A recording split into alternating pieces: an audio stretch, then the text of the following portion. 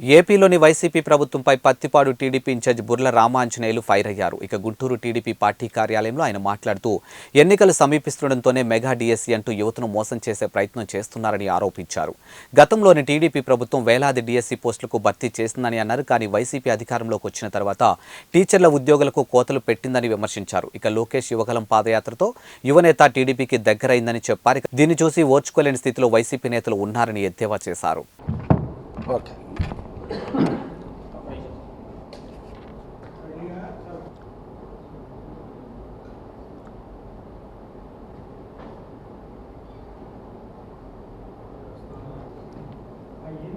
ఓకేనా బాబు? అందరికీ నమస్కారం. ఈరోజు ఈ రాష్ట్ర ముఖ్యమంత్రి జగన్మోహన్ రెడ్డి గారు తన వైసీపీ పాలనలో ఇక ఎలక్షన్స్ 2 నెలలు ఉన్నాయనగా మెగా డిఎస్సి అని 6100 పోస్టులు టీచర్ పోస్టులు రిక్రూట్ చేస్తానని చెప్పడము పూర్తిగా ఇది మెగా డిఎస్సి కాదు, దగా డిఎస్సి. ఎందుకంటే 4 సంవత్సరాల 9 నెలల కాలంలో చేయలేనటువంటి ఈ డిఎస్సి పరీక్షలు ఇక ఎలక్షన్స్ 2 నెలలు ఉన్నాయనగా ప్రకటన చేయడంలోనే వైసీపీ ప్రభుత్వం యొక్క మోసపూరిత కుట్ర అనేటువంటిది బయటపడుతుంది.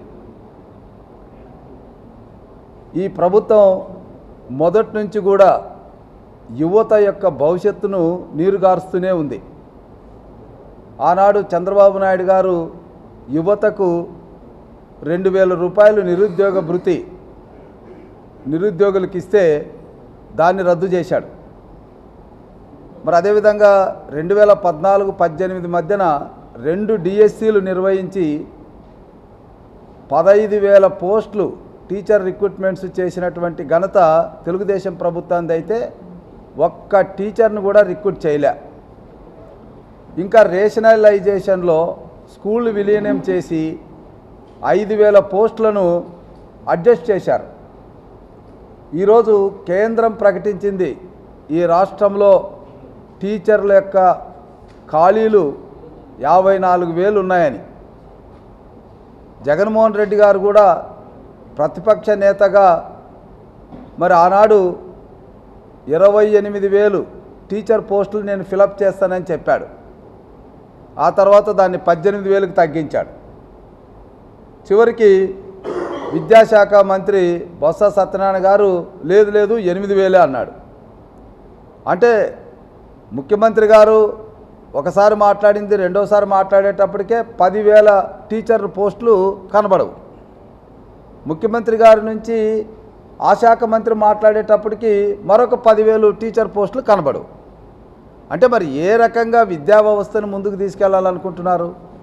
ఏ రకంగా టీచర్ల రిక్రూట్మెంట్ కోసం ఎదురు చూస్తున్నటువంటి లక్షలాది మంది యువతను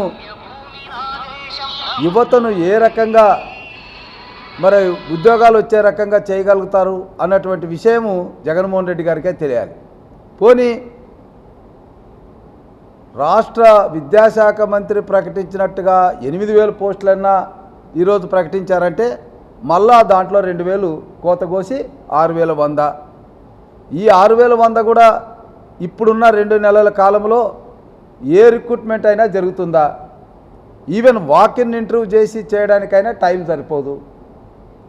మరి ఇలాంటి పరిస్థితుల్లో మనం రిక్రూట్మెంట్ బోర్డులో అది సర్వీస్ కమిషన్ కావచ్చు లేదా స్పెషల్ రిక్రూట్మెంట్ బోర్డు కావచ్చు, ఏదైనా ప్రాసెస్కి మినిమం 6 నెలలు పడుతుంది. అప్లికేషన్లు తీసుకోవడం నుంచి వాటిని ప్రాసెస్ చేసి ఒకవేళ పరీక్షలు లేకపోయినా డైరెక్ట్గా ఇంటర్వ్యూ పిలిచేటట్లయినా కూడా ఆ తుది జాబితా రావడానికి 6 నెలలు పడుతుంది. గతంలో వైసీపీ ప్రభుత్వంలో ఏ రిక్రూట్మెంట్ అయినా అనుకున్న టయానికి జరిగిందా? మరి చంద్రబాబు నాయుడు గారి పాలనలో 2 సార్లు ఏపీపీఎస్సీ ద్వారా గ్రూప్ 1 గ్రూప్ 2 పోస్టులు ఫిలప్ చేశారు. పోలీస్ రిక్రూట్మెంట్ చేశారు. సర్వీస్ కమిషన్ నుంచే 44,000 ఉద్యోగాలు ఆ రోజు 5 సంవత్సరాల్లో చంద్రబాబు నాయుడు గారు ఇస్తే యువతకు మరి జగన్మోహన్ రెడ్డి గారు ఏపీపీఎస్సీ అన్నటువంటి ప్రకటన కానీ దానికి సంబంధించినటువంటి రిజల్ట్స్ కానీ ఏవి కూడా మనకు కనబడడం లేదు. గ్రూప్ 1 గ్రూప్ 2 చెప్తూనే ఉన్నారు కానీ అది ఆచరణలోకి వచ్చింది లేదు. ఇక్కడ మనం ఆలోచించాల్సినటువంటి విషయం, యువత ఈరోజు లోకేష్ బాబు గారు యువగళం ద్వారా యువతకు దగ్గరయ్యాడని, లోకేష్ బాబు గారి మాటకు విశ్వసనీయత ఉందని యువత గట్టిగా నమ్ముతున్నారు. అంతేకాకుండా 20 లక్షల ఉద్యోగాలు తాను వచ్చే ప్రభుత్వంలో ఇస్తానని ఆయన యువగళం ద్వారా ప్రకటించడం, దాన్ని మరి తెలుగుదేశం పార్టీ జాతీయ అధ్యక్షులు మరి అదేవిధంగా పవన్ కళ్యాణ్ గారు ఇద్దరు కలిసి మేనిఫెస్టోలో 20 లక్షల ఉద్యోగాలు ఇవ్వడం, ఆ ఉద్యోగం వచ్చేంత వరకు యువతకు నెలకు 3,000 రూపాయలు సహాయాన్ని అందించడం అనేటువంటి కార్యక్రమం పట్ల ఈ రాష్ట్రంలో ఉన్నటువంటి యువత మొత్తం కూడా తెలుగుదేశం జనసేన వైపు ఆకర్షితులై ఆ పార్టీని గెలిపించాలన్నటువంటి సదుద్దేశంతో గట్టి విశ్వాసంతో ఉండడం చూసి తట్టుకోలేక ఈరోజు ఈ మెగా డిఎస్సి. అంతే తప్ప నిరుద్యోగులకి ఉపశమనం కలిగించాలని కానీ వాళ్ళకు ఉద్యోగాలు రావాలని కానీ ఏ కోశాన ఈ ప్రభుత్వానికి లేదు. మరొక విషయం గమనించాలి, మరి ఐటీ రంగంలో ఈరోజు మనం పత్రికలో వచ్చినటువంటి వార్తలు కూడా ఒక్కసారి మనం మాట్లాడుకుంటే, ఈరోజు తెలంగాణలో ఆ రోజు 1977లో ఒక ఐటీ టవర్ నిర్మించడం ద్వారా సైబరాబాద్లో ఒక ఐటీ టవర్ నిర్మించడం వల్ల ఈరోజు తెలంగాణకు ఒక్క సంవత్సరానికి 2,41,000 కోట్ల రూపాయలు ఐటీ రాబడులు వస్తున్నాయంటే, మరి అక్కడ రాష్ట్రం విడిపోయిన తర్వాత అక్కడ పనిచేసినటువంటి ప్రభుత్వాలు ఐటీ రంగాన్ని వృద్ధి చేసుకోగలిగాయి. రాష్ట్రం విడిపోవడానికి ముందు 3,50,000 ఐటీ ఉద్యోగులు అక్కడ పనిచేస్తుంటే ఈరోజు 9 లక్షల పైగా అక్కడ ఐటీ ఉద్యోగులు పనిచేస్తున్నారు. యావత్తు దేశంలో ఐటీ ఉద్యోగుల్లో 10% మన యువకులే ఉన్నారు. కానీ మరి మన రాష్ట్రానికి ఎందుకు ఐటీ రంగం విస్తరించలేదు? ఉన్న ఐటీ రంగం విశాఖపట్నంలో ఐబిఎం సంస్థలో పనిచేసిన 400 మంది ఇప్పుడు కనబడడం లేదు. అదేవిధంగా హెచ్ఎస్బీసీలో పనిచేస్తున్నటువంటి 3,500 మంది ఐటీ ఉద్యోగులు ఈరోజు కనబడడం లేదు. ఆ 2 సంస్థలు కూడా వైజాగ్ నుంచి తరలిపోయాయి. అంటే ఈరోజు తెలంగాణలో మన ఆంధ్రులు ఉన్నటువంటి తెలంగాణలో ఐటీ పరిశ్రమ 3 పువ్వులు 6 కాయలుగా విరాజిల్లుతూ ఉంటే మన దగ్గర ఉన్నటువంటి ఐటీ రంగం కుదేలైపోవడం అన్నటువంటిది, దీన్ని బట్టి జగన్మోహన్ రెడ్డి యొక్క వైఫల్యం. ముఖ్యంగా యువతను నీరుగార్చాలి, యువత తన కాళ్ళ మీద తాను నిలబడేటట్లు చేయడం ఆయనకి ఏ రకంగా ఇష్టం లేదు.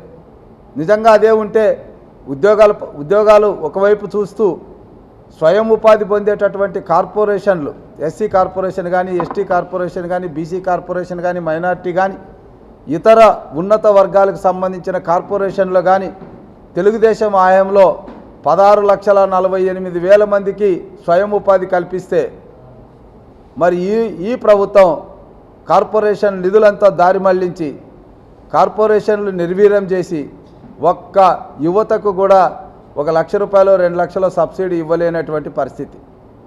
అంటే దీన్ని బట్టి వైసీపీ ప్రభుత్వానికి ప్రజలు సాధికారత పొందడం ఇష్టం లేదు. వాళ్ళ కాళ్ళ మీద వాళ్ళు నిలబడి నలుగురికి సహాయపడే విధంగా వాళ్ళు చైతన్యవంతులు కావడం ఇష్టం లేదు. ఎంతసేపు తన మోచేతి కింద నీళ్లు తాగేటట్టు యువతను ఉండాలని శాసించేటటువంటి పరిస్థితుల్లోనే వెళ్తున్నారు తప్ప యువతకు బంగారు భవిష్యత్తు ఇవ్వాలన్నటువంటి ఆలోచన లేని వైసీపీ ప్రభుత్వం ఈ డిఎస్సిని మెగా డిఎస్సి అనడం సిగ్గుచేటు. ఇది దగా డిఎస్సి అని మేము చెప్తున్నాం. ఎన్ని నాటకాలు వేసినా, ఎన్ని ప్రకటనలు ఇచ్చినా, ఎన్ని రంగురంగుల ప్రకటనలు వైసీపీ ప్రభుత్వం చేసినా యువత నమ్మే పరిస్థితిలో లేదు. ఇక రేపు 2 నెలల్లో జరిగే ఎన్నికల్లో వైసీపీని పూర్తిగా కూకటి వేళ్లతో పెకలించడానికి యువత నడుము కట్టింది. చంద్రబాబు నాయుడు, పవన్ కళ్యాణ్ కలిసి ఏర్పాటు చేసే సంకీర్ణ ప్రభుత్వానికే వాళ్ళు ఓటు వేయడమే కాకుండా వాళ్ళ కుటుంబాల మద్దతు కూడా తీసుకోవడంలో యువత ఈరోజు ఎక్కడికక్కడ లక్షలాది మంది సిబిఎన్ గారి మీటింగ్ కానీ, పవన్ కళ్యాణ్ గారి మీటింగ్ కానీ, లోకేష్ గారి మీటింగ్ కానీ, భువనేశ్వరమ్మ మీటింగ్ కానీ వేలాది మంది, లక్షలాది మంది తరలి వస్తున్నారంటే అదే నిదర్శనంగా మేము చెప్తున్నాం. ఎన్నికల తుడిచేంత ఓటర్లు తుడిచేంత మీ నియోజకవర్గంలో ఇప్పటి వరకు ఎన్ని ఓట్లు కలుగుతాయి? అది టీడీపీ వాళ్ళ ఎన్ని? ఇప్పుడు మాకు కాకుమాను ఒక పైలట్ స్టడీగా ఒక ప్రముఖమైనటువంటి పత్రికలో వాళ్ళు సర్వే చేసేసి అందులో ఉన్నటువంటి లొసుగులన్నీ కూడా బయట పెట్టడం జరిగింది. సో ఆ లొసుగులన్నీ చూసిన తర్వాత ఈరోజు ప్రతి బూత్లో మా కేఎస్ఎస్ల ద్వారా ప్రతి కేఎస్ఎస్కి ఒక 60 ఓటర్స్ని ఇంట్రెస్ట్ చేసి పూర్తిగా ప్రక్షాళన చేస్తున్నాం. సో ఇప్పటికే బూత్ వారీగా ఎన్ని ఓట్లు డెత్ కేసులు ఇంకా ఉన్నాయి, ఇంకా ఎంతమందిని కొత్తగా చేర్చాలి, ఈ రెండిటి మీద ఎక్కువగా కాన్సన్ట్రేట్ చేసి మేము పరిశీలన చేస్తున్నాము. తొందరలో 1-2 రోజుల్లో పత్తిపాడు నియోజకవర్గానికి సంబంధించి ఎంతమందిని ఇంకా తొలగించాల్సి ఉందో ఇతిమిత్యంగా మరి సంబంధిత అధికారులకు తెలియజేయడం అనేటువంటి జరుగుతుంది. ఇప్పటి వరకు అయితే మేము ఏదైతే డెత్ కేసులని చెప్తున్నామో వాటి మీద విచారణ జరుగుతూ ఉంది. మరి ఎంత మేరకు వాటిని తొలగిస్తారన్నది మేము ఒక వారం రోజులు వేచి చూస్తాం. ఎందుకంటే ఇది ఒక డేట్ అనేది ఉండదు, నిరంతరం విచారణ చేయాలి, వెంటనే తొలగించాలి. అప్డేట్ చేసి తుది జాబితా అనేటువంటిది ఆ రోజు ఎలక్షన్ అధికారులకు ఇవ్వడం జరుగుతుంది. అదే జాబితా సర్టిఫైడ్ కాపీని ప్రతిపక్షాలకు కానీ రాజకీయ పార్టీలకు కానీ ఇవ్వడం జరుగుతుంది. కాబట్టి ఇది నిరంతర ప్రక్రియ. దీని మీద మేము పూర్తిగా ప్రక్షాళన చేసేటటువంటి పనిలోనే ఉన్నాం. ఓకేనమ్మా, ఇంకేమైనా ఉందా నిరుద్యోగులకు సంబంధించి?